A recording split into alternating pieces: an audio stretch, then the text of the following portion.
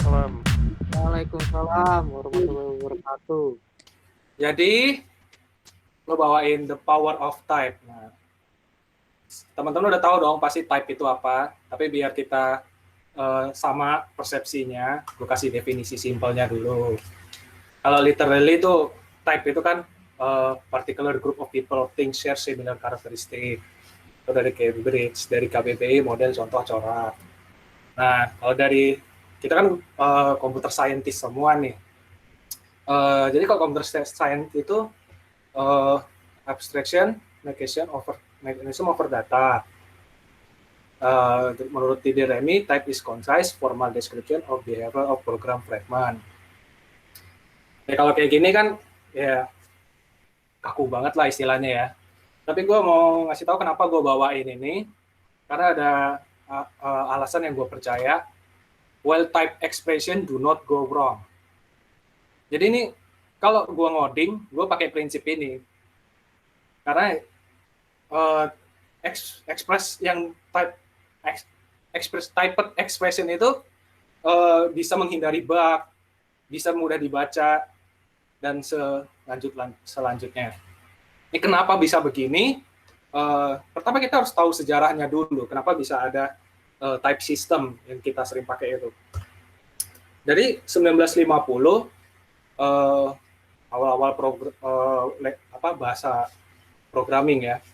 Di Fortran itu udah ada type, cuma tidak spesifik nyebutnya, kadang dipanggilnya mode.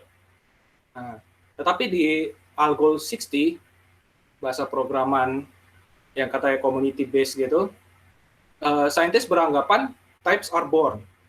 Di sini mulai secara spesifik, data type itu dikasih tahu integer ya type integer, all other number are type real. Di sini sudah dibilang spesifik secara type, data type.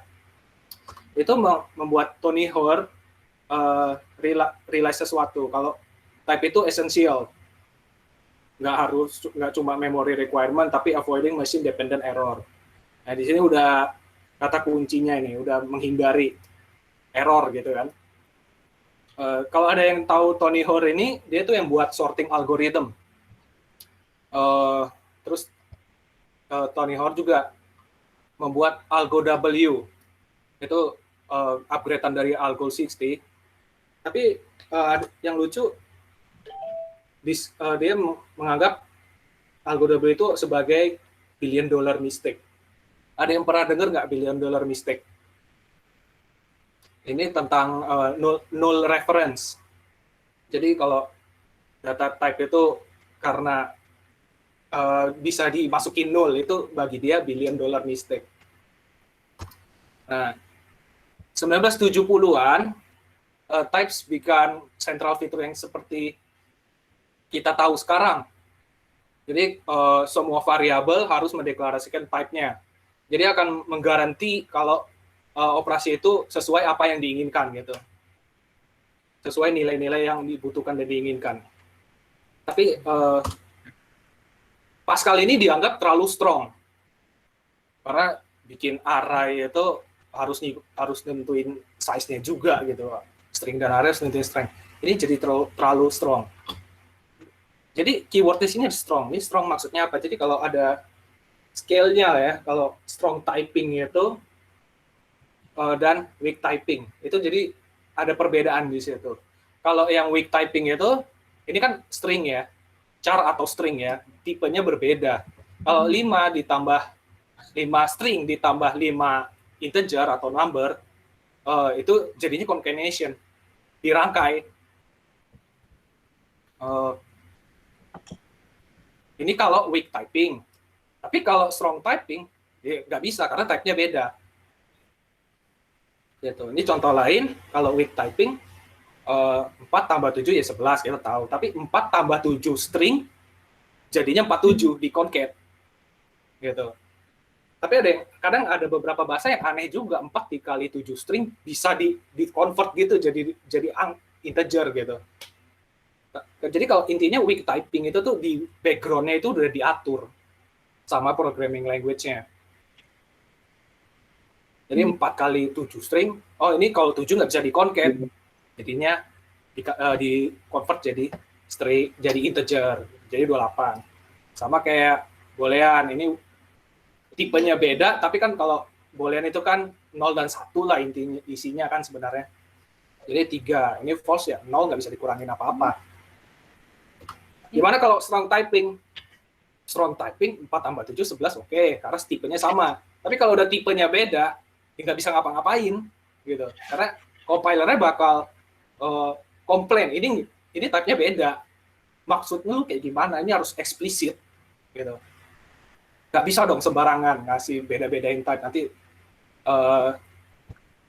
ya ini jadi kekurangannya strong typing, karena semuanya harus didefinisin dengan eksplisit.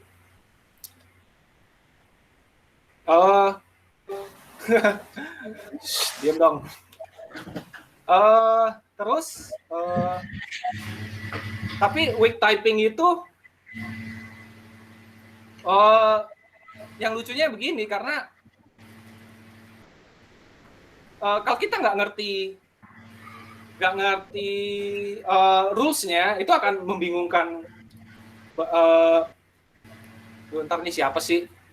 Suaranya berisik, sorry nggak bisa. Sorry ya. Jadi kalau weak typing itu juga bisa jadi kelemahan kalau kita nggak ngerti rules-nya. Kayak misalnya di contohnya nih, kalau 0 sama dengan 0 string, ya oke lah true gitu ya. Dan ya kalau empty array, true. Jadi kan harusnya kalau secara logika itu kan sama ya, sama-sama true.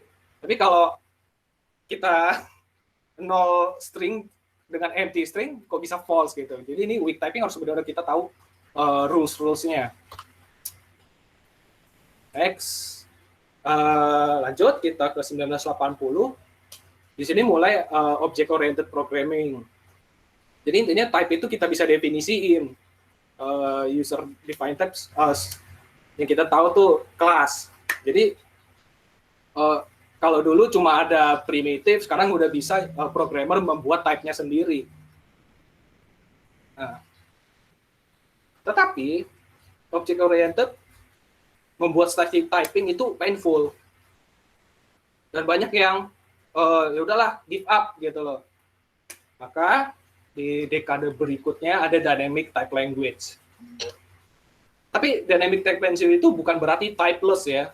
Dynamic type language itu intinya kapan type itu di-enforce. Kapan di type itu dicek. Bukan berarti mereka udah ada type sistemnya ada, cuma tidak di-enforce. Di-enforce di tempat lain. Jadi kalau gambarannya begini, kalau kita nulis sesuatu, kalau static typing itu diceknya itu pas di compile type. Jadi ini jadi kalau ada type error masuknya di static, ngasih taunya pas compile, jadi nggak akan bisa di run. Kalau dynamic typing itu pas ngecek type errornya di pas runtime, pas jalan program jalan, kalau type-nya salah, type error kasihnya. Tuh. Jadi kalau gue dapat gambarannya seperti ini. Jadi kalau Python itu sebenarnya bukan yang typeless ya, dia strong juga sebenarnya.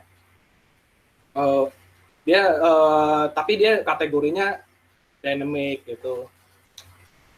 Jadi walaupun beda bahasa, sebenarnya rules-nya pasti ngikutin ini. Yang di strong itu yang typing sistemnya ketat, di mana yang weak itu nggak terlalu ketat. Oke. Lanjut. Nah, dan di era sekarang,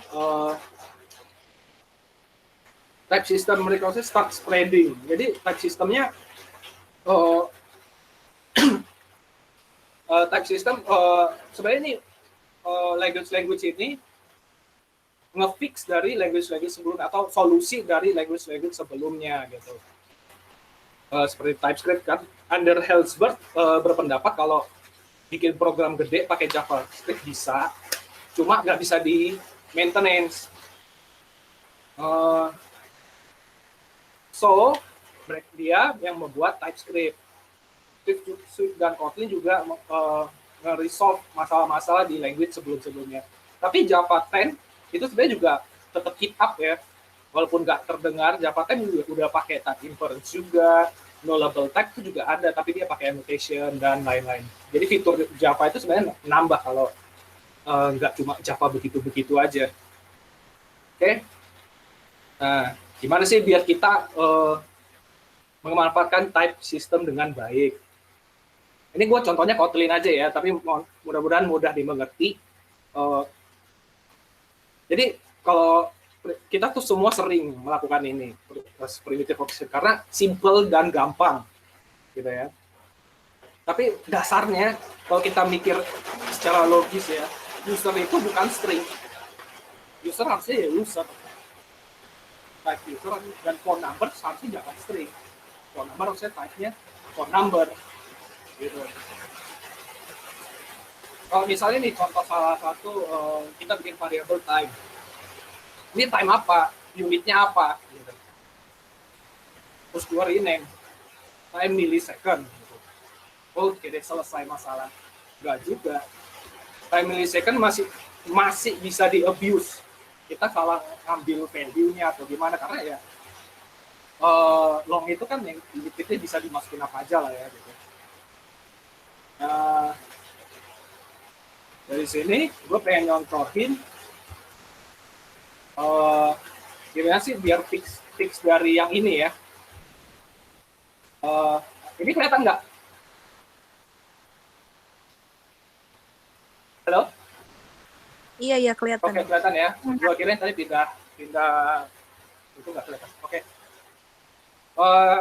Sekarang gini, kita definisikan time millisecond dan time second gitu. Kita bedain. Dan value-nya long lah gitu. Kalau millisecond bisa panjang, kalau second nggak bisa panjang. Terus kalau gua run ini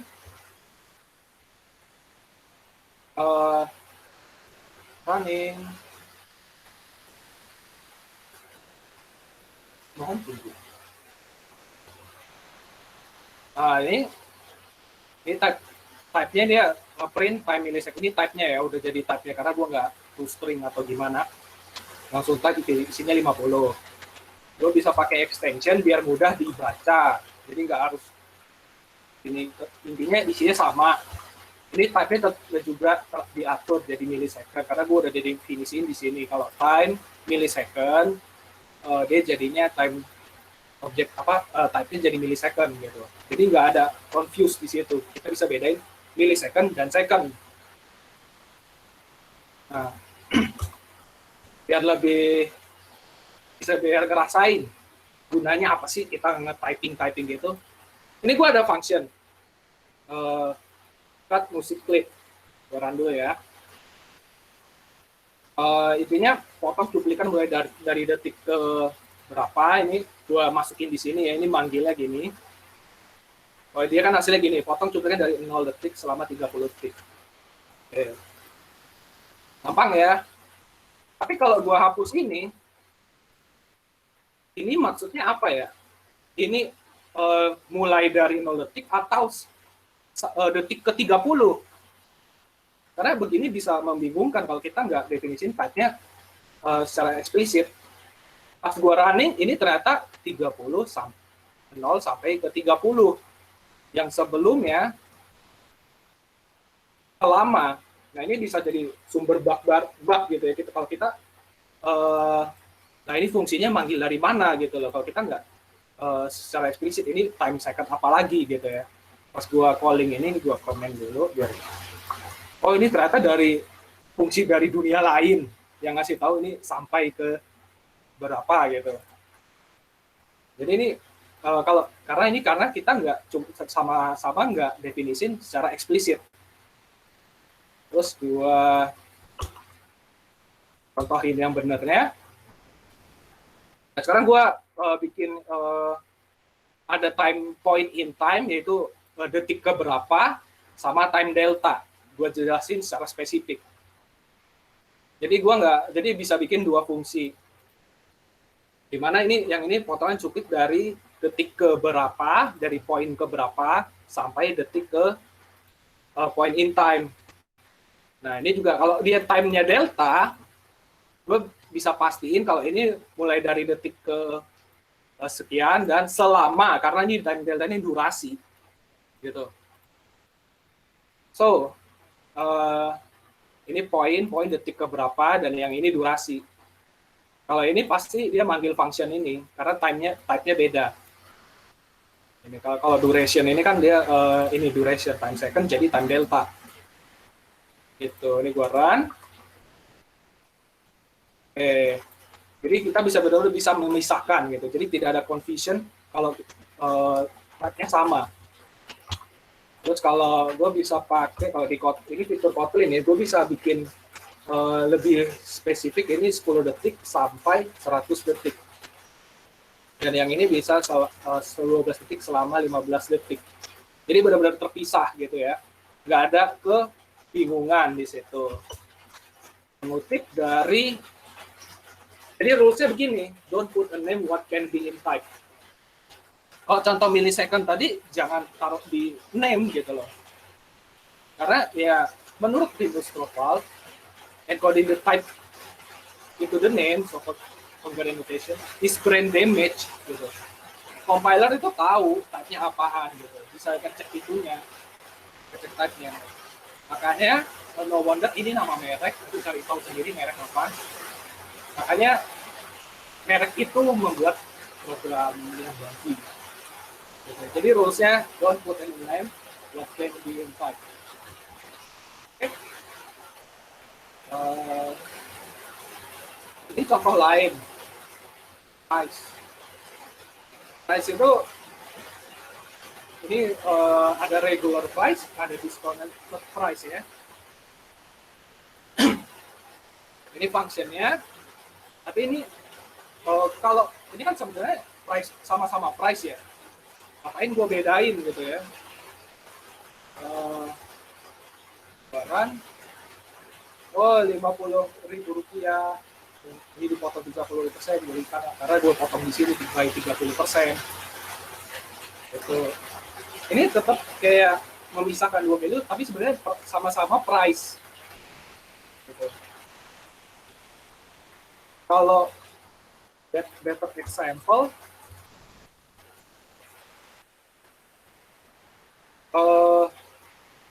gue bikin satu function aja sebenarnya. Type-nya kan bisa kita type checking gitu. Kalau dia sama-sama price apa gitu. Ini price itu sebenarnya abstrak polymorphism. Jadi yang menganut regular price itu pasti ada regular price, discounted price. Sebenarnya sama-sama price. Tuh, type-nya sama-sama price. Jadi tadi sampai mana? Nah, jadi kalau begini, gue bisa justru malah bisa ngedefinisiin price yang umum gitu. Yang ini discounted price, kasih, dipotong 30%. Yang ini normal price, kasih normal. Yang kalau nggak apa, type-nya nggak ada, apalah gitu, the price is price. Oke. Jadi, ingat rules-nya, don't put a name what can be in type. Tapi kalau kita ada discounted price dan yang dipotong berapa persen, itu ininya bakal panjang banget ya. Jadi ada trivia yang menarik. Ini di found in JDK. Ini longest class name ever. Dan ini di JDK yang official gitu. Dan wow gitu loh, gue pas kenemunya juga wow, panjang bener gitu. Tapi sebenarnya kalau kita bisa nge-handle, ini kan Java ya, karena type system Java itu belum terlalu advance banget. Dan ini Java yang dulu, bukan Java yang, ini kan Java 1.6. Bukan Java yang, Java 10 sekarang yang udah lumayan bagus. Ini kan sebenarnya state ya. Dia inherit dari state. Kalau buat di Kotlin, di sini sudah ada di production sebenarnya. Kalau gue ngedefinisin state, misalnya ini view-nya ya, terus gue calling network gitu. Gue terus cek satu-satu, sukses, output-nya berapa, ininya berapa gitu. Kalau error, timeout apa gitu kan. Ini kan jadi apalagi kalau real world application ini pasti ini bakal panjang banget. Setiap state gue cekin satu-satu.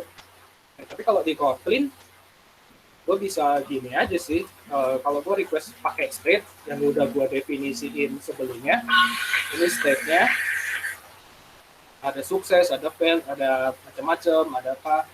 Kalau gue ada secara eksplisit define state-nya, mana tadi? Gue bisa aja gini. Dan ya udah, gue tinggal lakuin apa yang sesuai state-nya masing-masing. Jadi tidak ada ngecek sesuatu yang kadang kita takutnya miss juga kalau ngecek gitu kan. So, dia kalau sukses ngapain? Kalau dia failnya juga bisa didefinisikan lagi ngapain gitu. Nanti kita manfaatkan type system dengan baik. Ya, jadi kira-kira begitu. Kalau kita to sum up ya, type system itu improve readability. Jadi kita gampang mengkomunikasikan isi tulisan kita gitu, dan ya pasti self documentation. Dan types improve modularity supaya nggak import invariant juga, jadi nggak banyak tulis boilerplate dan macam-macam. Jadi kalau nge-refactoring itu sebenarnya lebih mudah gitu kalau kita define type lebih bagus gitu ya. Ingat lagi, well typed expression do not go wrong. Jadi walaupun kita refactoring ada yang salah, oh ini dikasih tahu type-nya salah gitu. Ya, lanjut ke poin 3, types help find error. Biarin compiler yang nyari bug-nya gitu. Karena kalau type error itu kan lebih ke komputer, bisa dicek di komputer ya. Kalau logic itu lebih susah dicek. Karena logic itu lebih ke human error kalau gue bilang. Jadi ya, ini ada type satu lagi, type sakit kepala. Dimana kalau searching for logic error itu lebih susah. Gitu. Jadi kita pindahin semua error itu ke type error. Gitu. Jangan sampai kena logic error. Oke. Type all the things. Thank you. Halo. Oke, thank you ya, Ser. Oke, makasih. Bentar, kita masuk ke sesi tanya jawab ya. Tadi Bahar udah share link Slido-nya di chatting. Mana. Ini juga, siapa yang mau nanya boleh silahkan chatting di Slido, di Meet sini juga boleh, atau mau langsung nanya juga boleh. Silahkan ya. Ini apa nih, pertanyaan JavaScript? Ini pertanyaan atau pernyataan?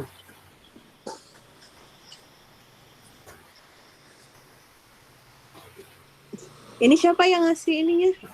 Pertanyaannya? Boleh diperjelas mungkin? Atau tadi ada yang kurang pengen gue balik dulu gitu, apa yang belum ngerti gue bisa jelasin sih. Iya. Coba dikasih arahannya yang lebih jelas. Mau yang bagian mana dijelasin lagi? Selain itu ada lagi yang lain mau ditanyain? Teman-teman lain mungkin?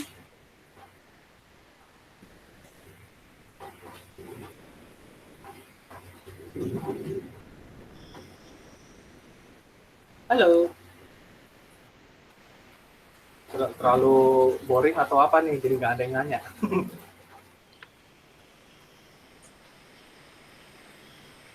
Atau Pak Rahmat, Mas Ari, atau Mas Ardian, ada yang mau ditanyain nggak?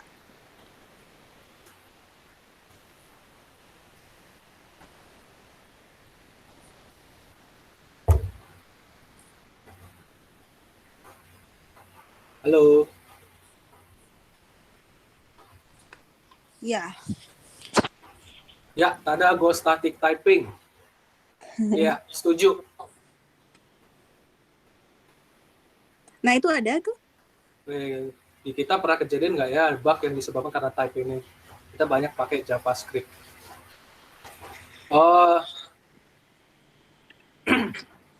Gue nggak nulis JavaScript ya, paling basic aja. Tapi yang gue tahu type system di JavaScript itu udah di-handle sama language-nya ya. Jadi kita yang penting tahu aja rules-rulesnya.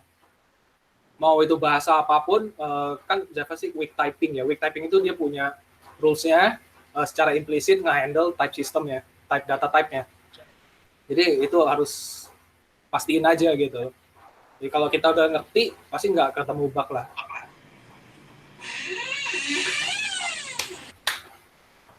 Itu kalau static Gota setuju banget Go static typing karena ya sebelum kita nge-run mending dicek dulu sama compiler gitu.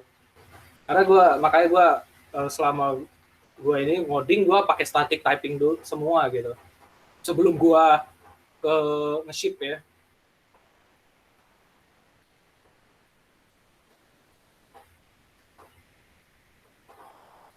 Halo. Dah. Apalagi nih? Masih mantap-mantap, terima kasih. Ada lagi yang mau ditanyain? Silahkan.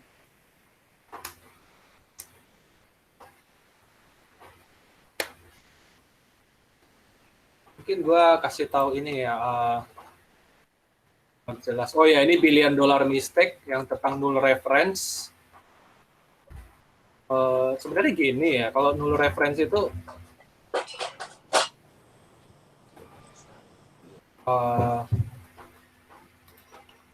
null reference yang di Kotlin ya, ini Kotlin ya, di Swift ini juga sama. Gue mau define value dengan ini. Kalau ada dikasih tanda gini bisa null. Sorry Pak, ini salah. Ini bisa null. Tapi kalau gue bisa gini, ini nggak bisa. Jadi kalau gue run R compiler complain null karena ini bukan nullable type. Jadi ini solusi dari null pointer exception itu yang di Java dia nggak punya fitur ini. Sebenarnya sih di Java 10 ada, cuma pakai annotation bukan built-in dari language-nya. Gitu. Ada lagi? Ada lagi tuh pertanyaan di Slido. Tiap bahasa bisa berbeda-beda, weak, strong, type. Jadi kita bisa tetap ikutin bahasa masing-masing. Ini kayak nanya, bagusnya ngelukis pakai kanvas atau pakai apa gitu, pakai kuas atau pakai pensil gitu loh. Tetap kebutuhannya beda-beda ya kalau kita pilih bahasa apa ya. Tapi kalau perhatiin trennya, kalau dulu masih type systemnya primitif gitu ya. Ini mulai udah dikelasin type system secara spesifik, declare type-nya. Ini bisa di custom lagi. Itu sebenarnya OOP itu sebenarnya upgrade-an type system gitu. Tapi kan di sini kan trennya orang capek gitu ngetik semuanya di define apa macam-macam. Capek, static typing itu capek sebenarnya. Makanya trennya itu orang lebih milih dynamic type language. Atau orang bilangnya researchers say untyped language, tapi sebenarnya nggak untyped juga, cuma di enforce-nya di tempat yang berbeda kalau dynamic type language. Terus ya kalau ya perhatiin aja trennya, sebenarnya type system diperluin juga, dan ini type system di 2010 ke depan tuh udah bahasa-bahasa yang seperti ini mengandalkan dengan baik type systemnya. Itu.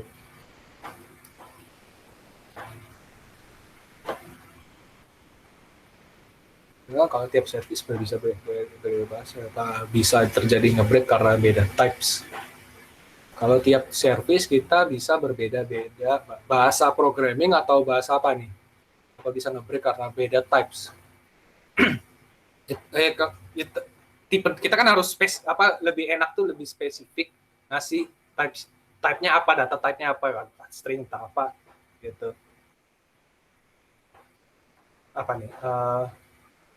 Gue masih kita bisa ikutin bahasa tertentu, tetap ikutin bahasa masing-masing. Ini udah dijawab ini ya. Dalam hal untuk pemilihan type seperti list dan array, ada saran ke apa? Kita harus pakai list atau array pada suatu function?